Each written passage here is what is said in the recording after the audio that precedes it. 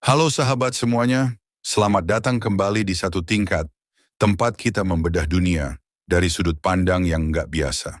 Di balik gemerlap panggung politik dan intrik global, ternyata ada aksi yang bakal bikin kepala kamu muter-muter.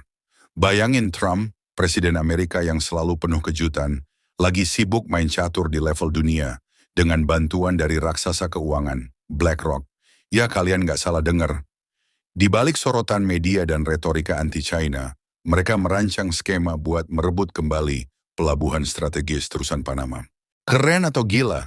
Kita kupas tuntas dengan santai dan pastinya bikin kamu mikir, apa sih maksudnya semua ini? Pertama-tama, kita harus tahu konteksnya.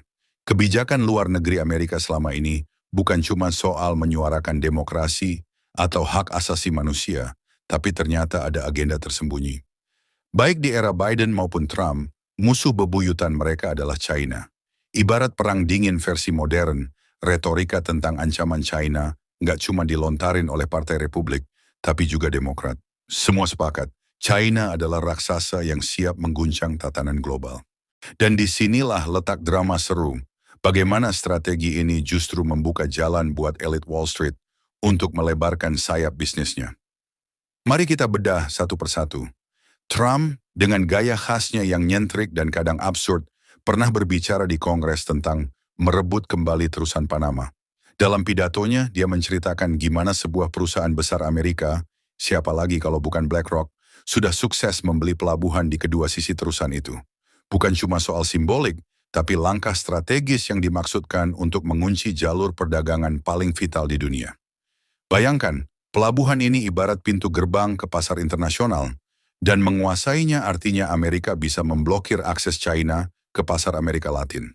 Ironis kan? Di balik retorika pahlawan kebangsaan, terselip kepentingan bisnis raksasa. Gaya santai Trump ini memang sering bikin heboh. Tapi kalau kita lihat lebih dalam, strategi ini punya bumbu kolonialisme modern. Doktrin Monroe yang pernah dipakai untuk mengontrol Amerika Latin, kini dirombak ulang dengan sentuhan abad ke-21.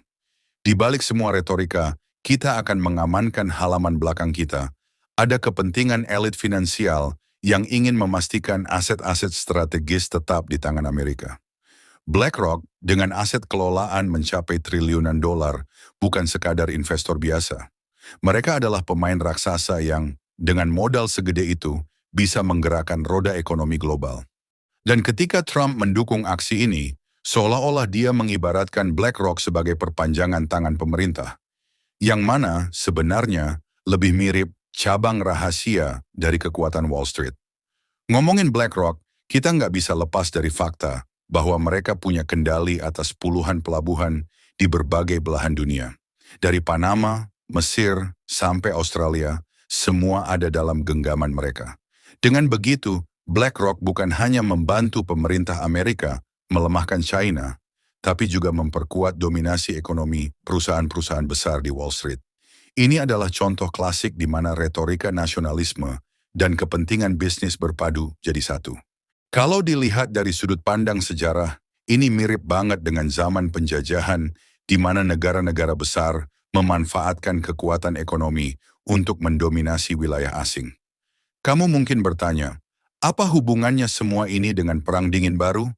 Sederhana guys, sejak lama Amerika sudah merasakan ancaman dari kekuatan yang bangkit dan China selalu jadi target utama. Baik itu melalui sanksi, tarif, maupun pembatasan akses pasar, strategi Amerika selalu terfokus buat menjaga posisi dominannya. Dengan menguasai terusan Panama, Amerika tidak hanya mengunci jalur perdagangan, tapi juga mengirim pesan tegas ke China. Kita nggak akan ngasih kamu kemudahan menguasai pasar global. Dalam dunia di mana retorika melindungi kepentingan nasional seringkali jadi kedok buat kepentingan bisnis, siapa yang benar-benar menang? Yang jelas dalam drama geopolitik ini, rakyat biasa harus rela jadi penonton dari sandiwara elit. Dalam percakapan santai, kita bisa membayangkan suasana di ruang-ruang rapat rahasia. Bayangkan saja, para eksekutif BlackRock duduk manis sambil menikmati kopi, lalu merencanakan langkah-langkah selanjutnya. Di satu sisi ada Trump yang dengan penuh gaya membawakan pidato heroik di Kongres, sementara di balik layar, transaksi besar-besaran terjadi yang mengubah peta geopolitik dunia. Ironinya, retorika anti-China yang diusung ternyata punya dua sisi mata uang.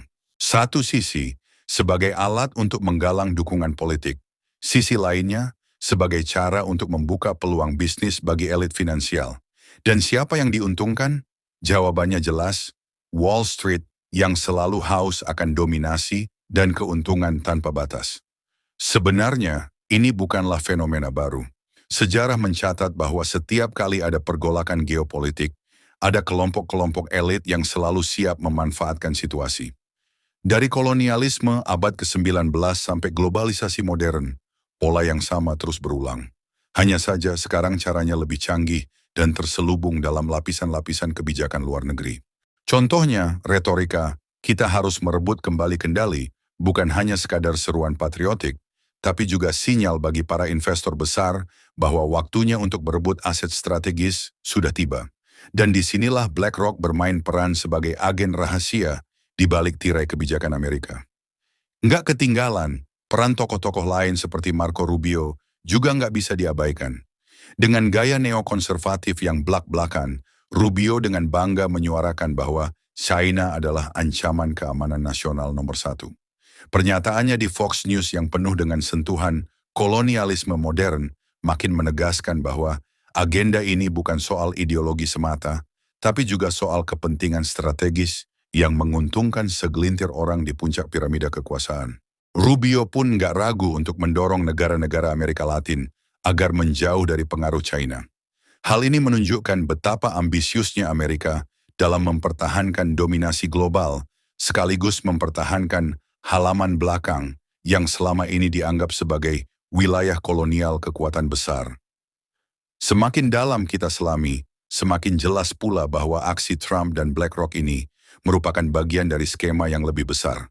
Bayangkan saja, dengan menguasai terusan Panama, Amerika secara efektif memegang kunci atas jalur perdagangan internasional yang menghubungkan berbagai benua. Ini ibarat mengendalikan arteri utama dunia, di mana setiap aliran barang dan komoditas bisa diatur sesuai kepentingan elit.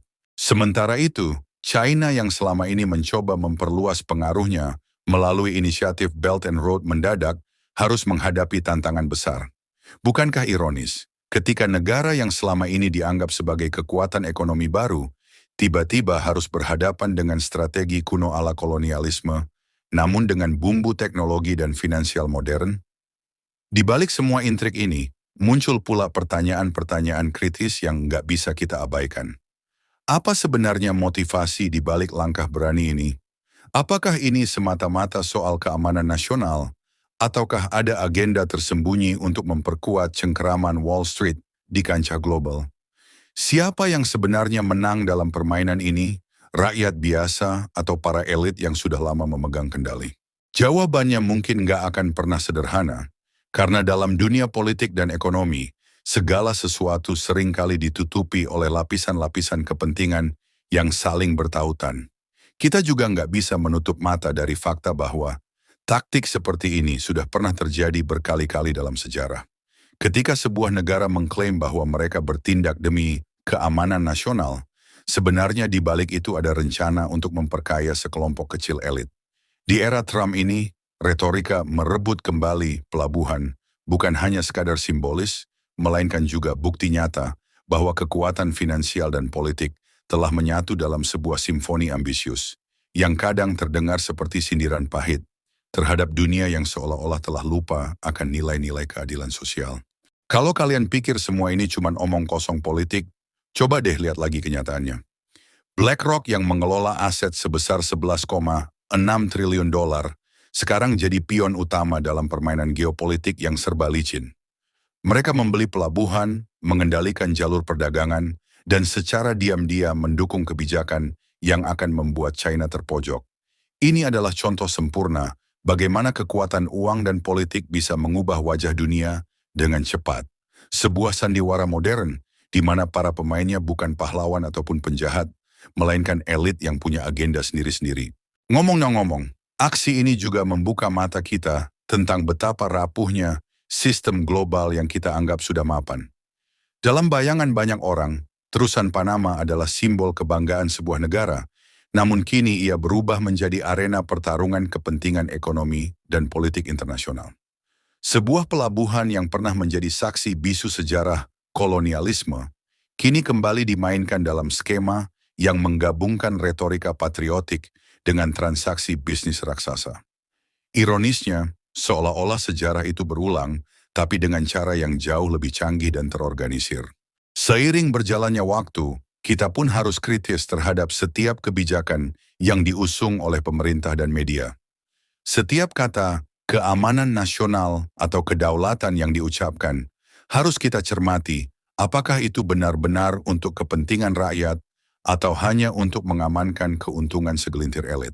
Apalagi di era digital seperti sekarang, di mana informasi beredar begitu cepat, penting bagi kita untuk selalu menyelidiki setiap cerita yang terdengar bombastis. Jangan sampai kita terjebak dalam narasi yang sudah diatur sebelumnya oleh pihak-pihak yang punya agenda tersembunyi. Pada akhirnya, kisah Trump, BlackRock, dan terusan Panama ini mengajarkan kita satu hal. Dunia ini jauh lebih kompleks daripada yang terlihat. Di balik setiap transaksi besar dan retorika heroik, selalu ada strategi dan perhitungan yang matang. Dan meski kita seringkali hanya menjadi penonton, penting untuk tetap kritis dan terus menggali informasi. Karena di balik setiap kabar bombastis, selalu ada fakta-fakta pahit yang perlu diungkap. Jadi, siapkah kalian untuk membuka mata dan menyimak lebih dalam tentang bagaimana permainan geopolitik ini berlangsung? Dari retorika heroik di Kongres hingga transaksi rahasia yang mengubah peta dunia, semuanya adalah bagian dari sandiwara global yang menakjubkan dan sekaligus meresahkan. Nah, gimana menurut kalian? Apa arti sebenarnya dari kekuasaan, keuntungan, dan ambisi yang terus bergulir dalam dunia yang tak pernah tidur ini? Silakan berikan pendapat kalian di kolom komentar. Jangan lupa like jika kalian menikmati video ini dan subscribe untuk mendapatkan info menarik seputar ekonomi, geopolitik, dan topik-topik seru lainnya yang bisa bikin otak kalian berpikir. Sampai jumpa di video berikutnya. Salam satu tingkat.